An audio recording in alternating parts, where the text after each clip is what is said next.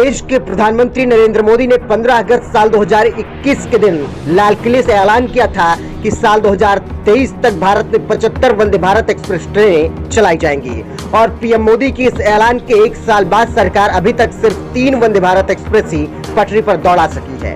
2 वंदे Bharat train तो भारत में पहले से ही चल रही थी। तीसरी ट्रेन को देश के प्रधानमंत्री नरेंद्र मोदी ने एक हफ्ते पहले ही यानी 30 सितंबर को अपने गृह राज्य गुजरात से हरी झंडी दिखाई थी। लेकिन गांधीनगर मुंबई के बीच चलाई जा रही इस ट्रेन की एक हफ्ते बाद ही क्या हालत हुई, ये तस्वीर देखकर आप समझ सकते हैं।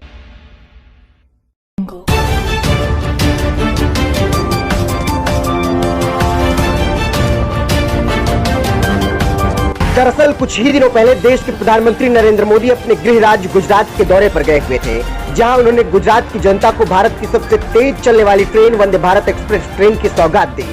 और शुक्रवार को ये ट्रेन गुजरात के गांधीनगर रेलवे स्टेशन से मुंबई सेंट्रल के लिए दौड़ पड़ी।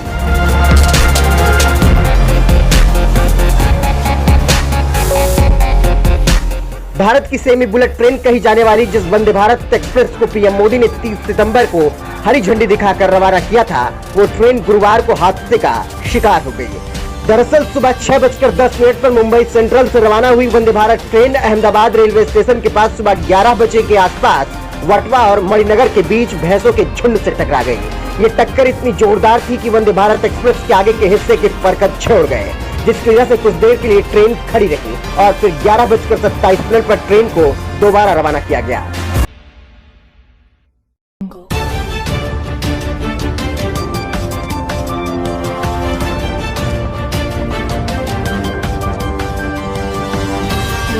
इधर वंदे भारत एक्सप्रेस हादसे का शिकार हुई और उधर सियासी विरोधियों ने मोदी सरकार के खिलाफ इसी बहाने हल्ला बोलना भी शुरू कर दिया।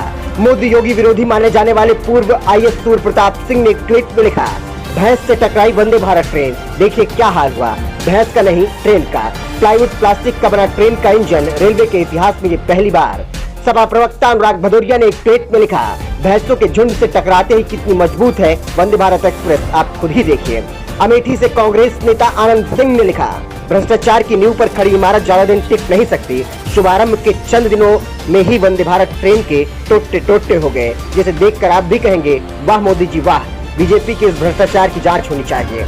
हम्माद नसीम नाम के एक ट्विटर यूजर ने लिखा, माननीय इस ट्रेन की तारीफ करते हुए नहीं थक रहे थे, एक ही टक्कर में हुई चूर। भैंस से टक्कर के बाद जिस तरह से वंदे भारत के इंजन का हिस्सा टूटकर अलग हो गया, उसके बारे में सोशल मीडिया पर कुछ इसी तरीके की फिलहाल प्रतिक्रियाएं आ रही हैं। लोग मोदी सरकार को कोसने में जुट गए हैं, तो वहीं भैंसों के झुंड से टकराने के बाद जिस वंदे भारत ट्रेन का पुर्जा ढीला हो गया, उसी ट्रेन की तारीफ करते हुए पीएम मोदी ने उद्घाटन के वक्त कहा था कि अब तो हवाई जहाज से उड़ने वाले भी वंदे भारत में सफर करेंगे।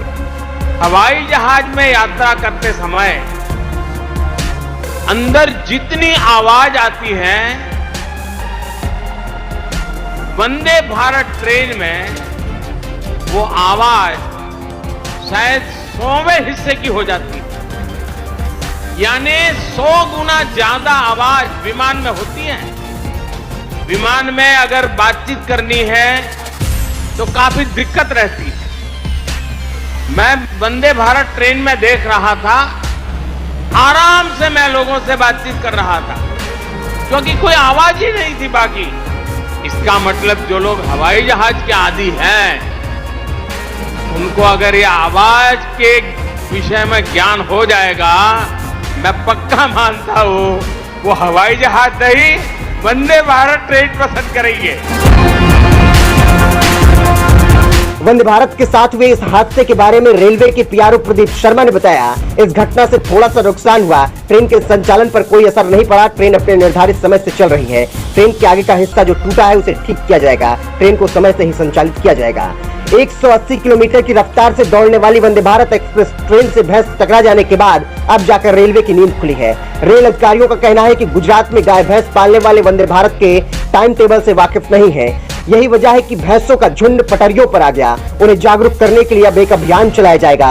वो तो गनीमत रही कि ट्रेन को ज्यादा नुकसान नहीं हुआ, लेकिन अगर समय रहते रेलवे लोगों को वंदे भारत एक्सप्रेस की टाइमिंग को लेकर जागरूक करता तो शायद इस तरह के हादसे नहीं होते। बहरहाल जिस तरीके से भैंस की एक टक्कर से वंदे भारत का पुर्जा ढीला हुआ, उसे देखकर वंदे भारत की मजबूती के बारे में आपका क्या कुछ कहना है? अपनी राय कमेंट करके जरूर बताएं। audio